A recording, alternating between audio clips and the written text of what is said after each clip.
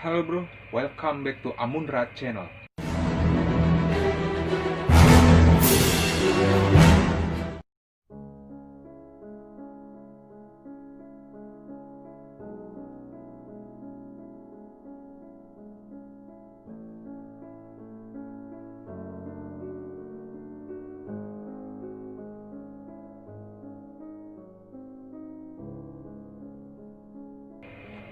Kali ini gue akan mencoba menceritakan sebuah kisah nyata yang terjadi di Indonesia pada tahun 1984 tentang penyiksaan seorang anak kecil berusia 7 tahun yang dilakukan oleh ayah kandungnya dan juga ibu tirinya.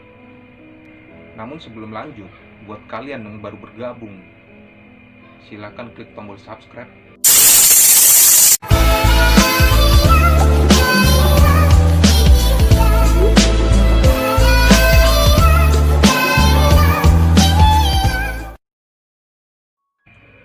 Namanya adalah Ari Hanggara. Ia adalah anak kedua dari Tino dan juga Dahlia Nasution. Tino yang dikenal sebagai pengangguran berat dan juga selalu banyak janji-janji terhadap istrinya. Pada saat berumah tangga dengan Dahlia Nasution, Tino tinggal satu atap bersama saudara-saudara dari Dahlia. Karena sifat pemalasnya dan selalu janji namun tidak ada bukti, Tino pun menjadi bahan omongan dari para saudara Dahlia Nasution. Tidak tahan dengan cibiran saudara-saudaranya terhadap suaminya, Dahlia pun memutuskan untuk memboyong anaknya ke Depok di rumah orang tua Tino. Ia berniat untuk meninggalkan anak-anaknya, ketiga anaknya, 4 dari anaknya. Jadi dia hanya membawa 1 anak. Yang 3 termasuk Ari ini, yaitu Anggi, Ari, dan juga Andi, ia titipkan kepada mertuanya. Dan Arki yang nomor 3 ia bawa. Setelah ia sampai di Depok dan menyerahkan anak-anaknya kepada mertuanya, ia pun kembali. Dia memutuskan untuk bercerai dari Tino. Tino yang saat itu sedang berada di Aceh, mungkin mendapat kabar dari orang tuanya, tapi dia biasa saja. Singkat cerita, setengah tahun berlalu, Tino pun kembali dari Aceh. Dia membawa seorang wanita yang dikenalkan kepada orang tuanya, dan dia memohon kepada orang tuanya untuk meminta restu agar menikah lagi. Wanita yang ia bawa bernama Santi. Dia adalah calon ibu tiri dari Ari Hanggara. Setelah dia meminta restu kepada orang tuanya dan orang tuanya pun memberikan izin, akhirnya Tino dari uang yang pernah ia dapat waktu bekerja di Aceh menyewa sebuah rumah, dan dia pun tinggal bersama Santi dan juga memboyong anak-anaknya yang sebelumnya dititipkan kepada orang tuanya. Akhirnya ia boyong, ia ikut bersama dengan Santi, ketiga anak itu. Namun ada rumor yang mengabarkan juga bahwa Tino dengan Santi walaupun sudah satu atap, namun ia belum resmi menikah, atau bisa dibilang kumpul kebo. Berlanjut kepada inti cerita, Ari yang bersekolah di sebuah sekolah negeri Cikini, dia dikenal orang tuanya adalah sosok anak yang bandel, anak yang nakal. Pernah suatu ketika, kesalahan yang pertama kali dilakukan oleh Ari adalah memalsukan tanda tangan orang tuanya. Dulu setiap sekolah, pada saat guru sudah memberikan nilai, biasanya guru akan menyuruh siswa atau murid untuk meminta tanda tangan kepada orang tuanya. Namun pada malam hari, saat Ari ingin meminta tanda tangan orang tuanya, ia melihat Tino sang ayah sedang ribut atau adu mulut dengan Santi. Merasa tidak ingin mengganggu atau merasa tidak enak, ia pun memutuskan untuk menandatangani sendiri nilai tersebut. Keesokan harinya, pada umumnya orang tua yang memeriksa, menjadi rutinitas sehari-hari ya. Jadi Tino menerapkan untuk kedisiplinan anaknya. Jadi setiap malam ia memeriksa tas anak-anaknya, tas sekolah anak-anaknya, memeriksa apakah ada pensil yang tumpul atau yang belum diserut, ataukah ada buku yang sampulnya kotor. Jadi dia mengajarkan kedisiplinan kepada anaknya. Singkat cerita, mereka atau Tino dan Santi ini mengecek tas dari anak-anaknya. Pada saat ia mengecek buku Ari, yang kembali lagi tadi masalah bahwa dia memalsukan tanda tangan orang tuanya, Tino pun mengetahui. Segeralah dipanggil Ari.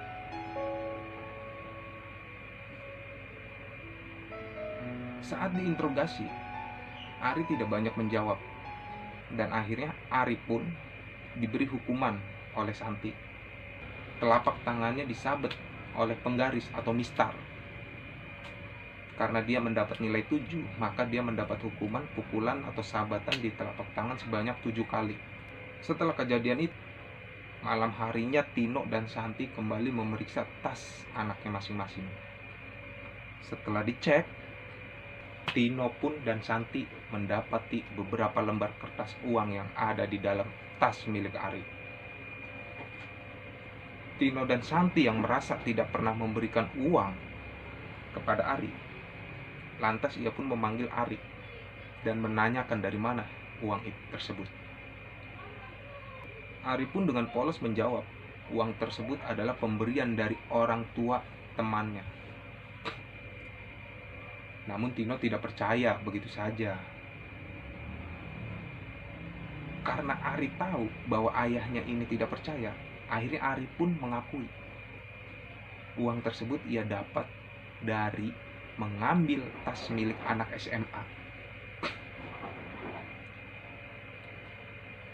Mendengar jawaban Ari, Tino pun langsung marah. Tino langsung memukul Ari dan memberi hukuman untuk menghadap tembok berdiri jongkok.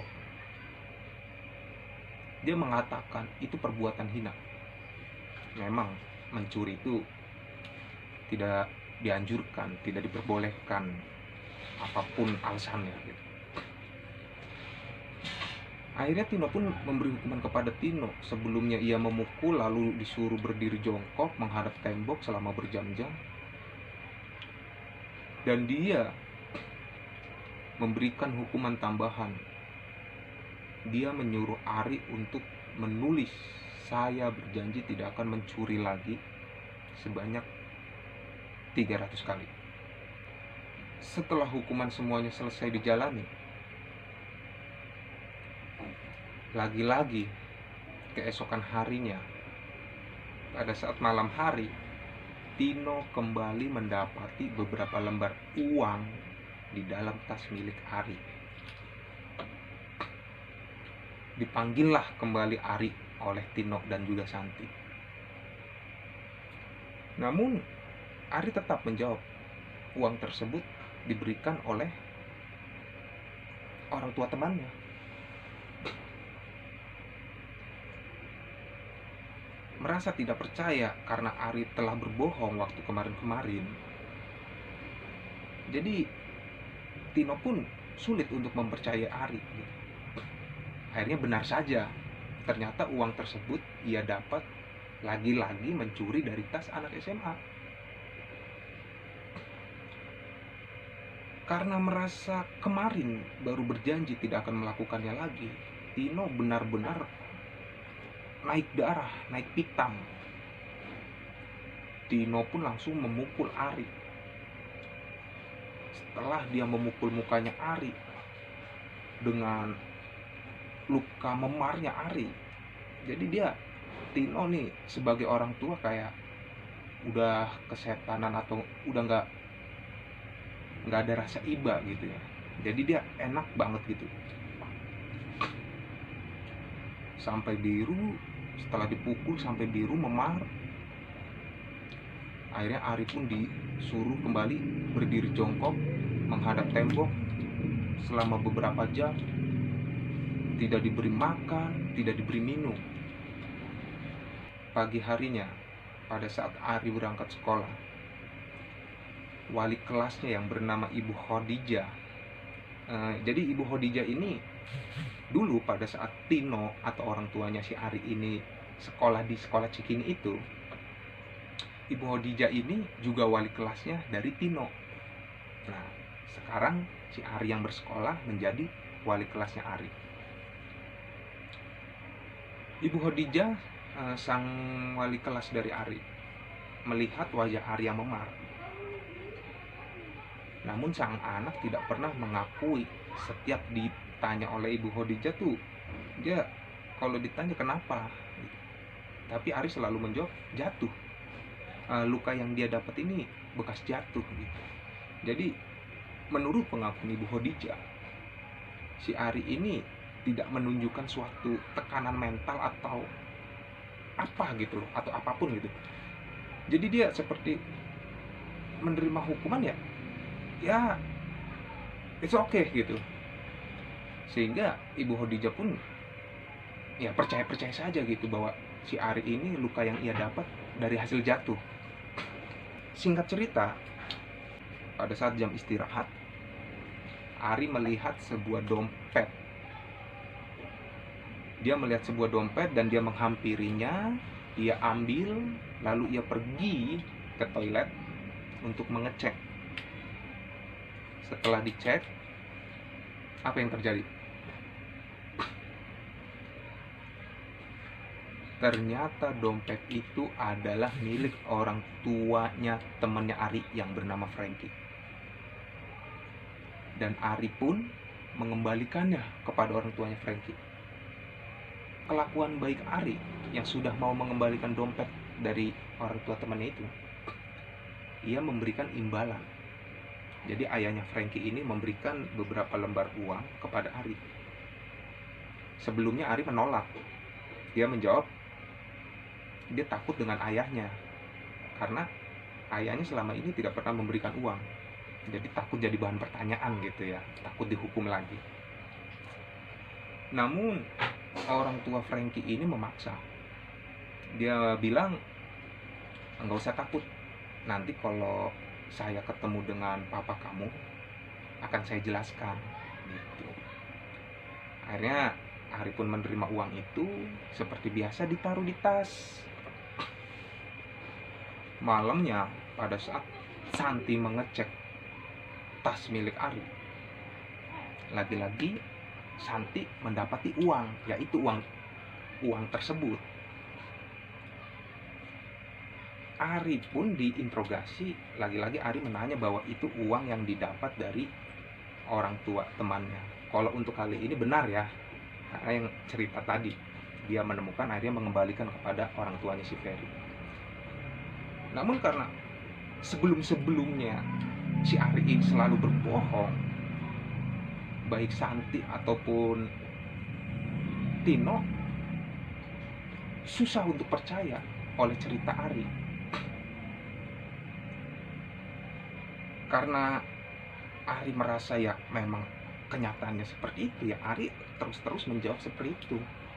Bahkan pada saat didesak oleh Santi dan Tino dari mana uangnya, Ari bicara kepada kedua orang tuanya tersebut, papa atau mama nggak akan percaya gitu.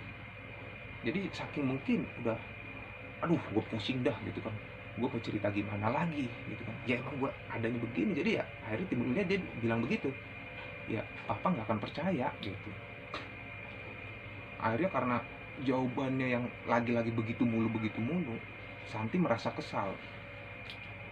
Santi pun langsung menjambak kepalanya Ari. Santi langsung menjambak kepala Ari,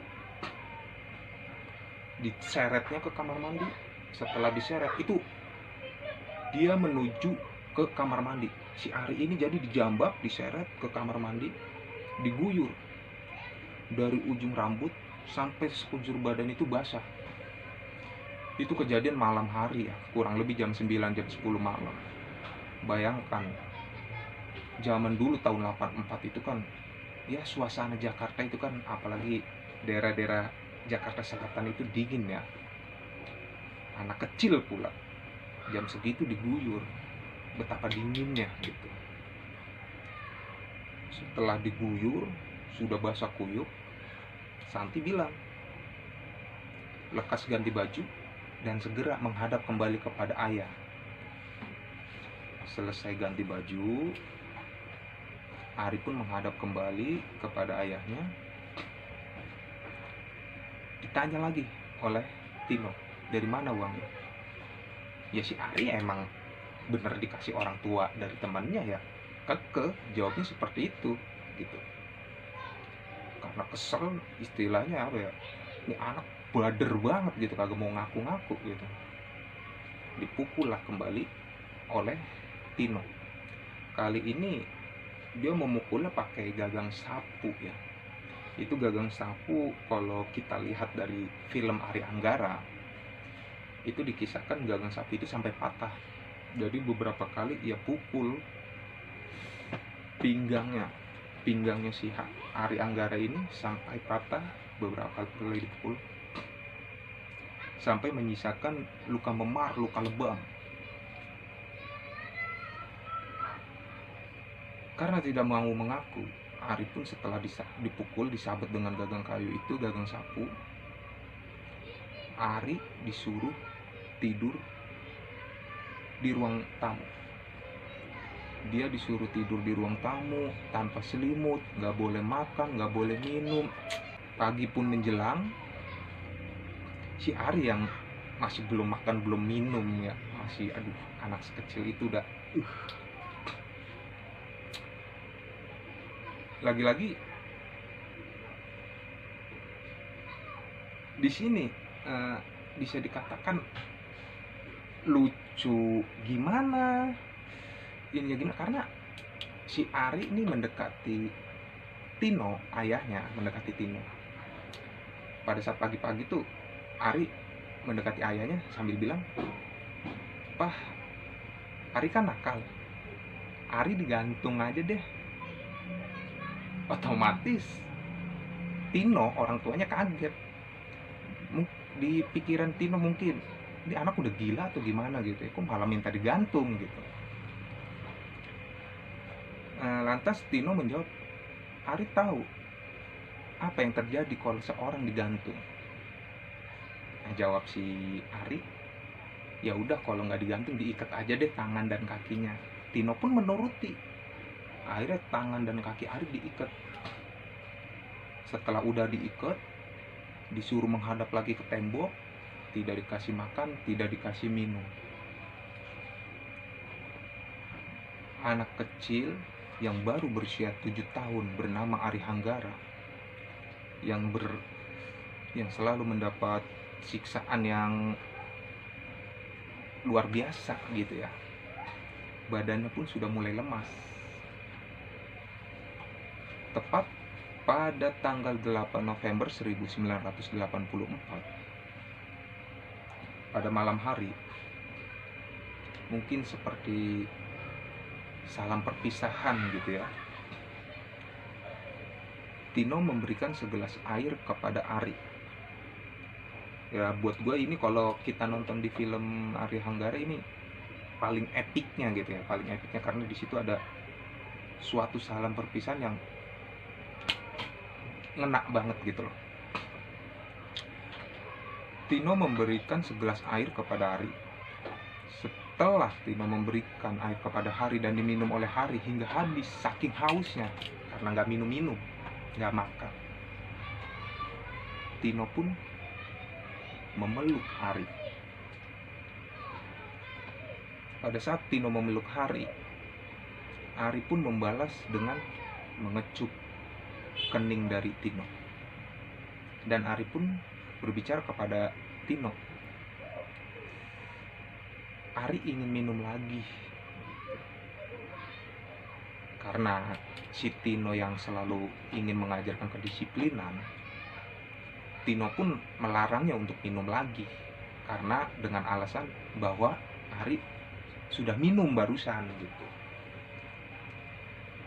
Akhirnya Ari pun menjawab, oh ya udah, Ari janji nggak akan minum. Ari akan minum besok saja setelah papa sudah bangun, gitu. Setelah itu selesai, Ari pun ingin tidur dan Tino pun kembali ke kamarnya. Kakak dan adiknya, yaitu Anggi dan juga Andi, mendengar ayahnya yang sudah masuk ke kamar. Dia keluar dari kamar nih. Kakak dan adiknya keluar dari kamar ke ruang tamu yang dimana tempat Ari tidur. Sang adik yang bernama Andi membawakan biskuit untuk dimakan kepada Ari. Dan sang kakak membawakan segelas susu. Namun di situ Ari menolak. Dia bilang udah nggak aus gitu. Nggak tahu kenapa ya, tadi waktu sama ayahnya dia bilang aus gitu ya. Setelah itu mereka bertiga berdoa. Yang tadi seperti saya bilang, mungkin ini pesan perpisahan yang buat saya sih epic gitu, maksudnya ngena gitu. Mereka bertiga berdoa. Ari berdoa meminta kepada Tuhan agar hatinya selalu didekatkan kepada kakak dan adik-adiknya dimanapun ia berada. Karena rencana dari Tino, besok paginya Tino akan berangkat ke Surabaya mengajak Ari untuk dipesantrenkan. Karena Ari ini bagi Tino nih, aduh, gue udah susah nih ngurusin si Ari nih. Jadi dia pingin berencana besok pagi tuh tanggal 8 November dia pingin membawa dia ke Surabaya, membawa Ari ke Surabaya untuk dipesantrenkan. Setelah selesai berdoa mereka bertiga, akhirnya Anggi dan juga Andi kembali ke kamarnya masing-masing. Jam 2 malam Ari terbangun merasa haus. Karena merasa haus yang ya nggak dikasih minum, nggak dikasih makan, Ari pun bangun dan melihat kulkas. Dia pun membuka pintu dari kulkas itu. Pada tahun 84-an zaman dulu ya, kita kalau mau ngisi air putih atau mau naruh air putih itu kita naruhnya di botol beling gitu ya, di botol beling. Karena pada saat itu zaman dulu tuh susah untuk nyari botol plastik gitu, lebih banyak dulu botol beling. Jadi botol-botol air minum yang ada di kulkas zaman dulu tuh, orang-orang zaman dulu ya pakainya botol beling gitu. Pada saat dia membuka pintu kulkas, botol minumnya diambil dan dia mengambil gelas beling. Antara gelas beling dengan botol ini kan kalau beradu berisik gitu ya. Tino yang susah tidur, pada saat itu Tino susah tidur, mendengar suara berisik dari antara sentuhan kaca dengan kaca itu. Tino mengecek. Setelah keluar kamar, Tino pun mendapati Ari sedang minum. Karena Ari sudah berjanji tidak akan minum, dia akan minum besok pagi saja setelah ayahnya bangun. Namun ternyata dilanggar. Tino merasa kesel gitu. Jadi kata Tino, baru tadi bikin janji gitu udah dilanggar lagi, maunya apa sih gitu. Diseret lah Ari. Setelah diseret, dikabarkan kalau menurut kabar berita, setelah diseret nih kepalanya dibenturkan ke tembok gitu ya. Cuman kalau di dalam film, jadi seakan-akan di dalam film itu dibuatnya seperti tidak sengaja gitu dia terbentur oleh tembok gitu ya. Ya intinya setelah terbentur itu tumbang karena udah lemes. Setelah tumbang, Tino ngelihat Ari yang udah gak berdaya. Akhirnya Tino memutuskan untuk membawa Ari ke rumah sakit. Setelah dibawa ke rumah sakit, ternyata pada tanggal 8 November 1984 nyawa Ari tidak dapat terselamatkan. Tino merasa menyesal gitu ya. Setelah kejadian tersebut bahwa Ari sudah meninggal dunia, Tino merasa benar-benar menyesal, terpukul gitu. Sang guru Khadijah atau sang wali kelas Khadijah dan juga ayah dari temannya si Ari yang pernah memberikan uang itu, dan juga mantan istrinya yaitu Dahlia Nasution pun setelah mendengar berita bahwa Ari meninggal, mereka semua datang ke rumah sakit. Pada saat di kamar jenazah mereka berkumpul, kata Ibu Khadijah, kenapa bisa sampai terjadi ini, sampai terjadi begini gitu. Ya jawabnya Tino, ini anak badung susah diatur, mencuri lagi, bohong lagi, mencuri lagi, bohong lagi, mencuri lagi, bohong lagi. Dan belum selesai bicara, orang tua Frankie yang memberikan uang kepada Ari, dia langsung memotong pembicaraan dari Tino. Dia bilang, saya pernah memberikan uang kepada dia. Sontak Tino langsung ingat, waktu itu dia merasa bahwa Ari nih bohong gitu, nggak mau jujur, lagi-lagi bilang dari ayah temennya Ari gitu kan. Karena dia mendengar penjelasan dari orang tua Frankie itu, di samping dia kesel, mungkin keselnya karena kenapa nggak dari kemarin-kemarin lu dateng ngomong gitu ya. Dan yang kedua mungkin istilahnya dia juga menyesal lah pasti ya, kenapa gue nggak percaya sama pengakuan dari anak gue gitu. Tapi semuanya nasi udah jadi bubur, Ari pun meninggal, dan Tino juga Santi pun diadili.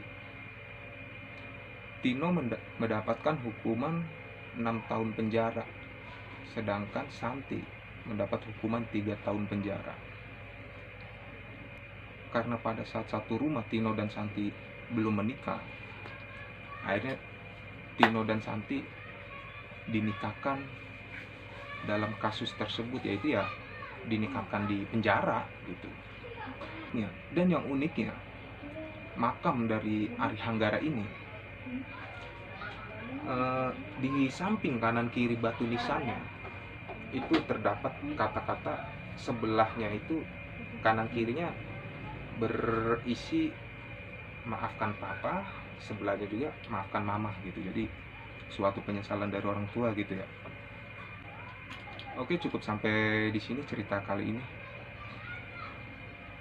Buat sobat-sobat yang memiliki kisah atau cerita-cerita nyata, cerita horor, silakan saja tulis di kolom komentar. Jangan lupa subscribe, like, comment, and share.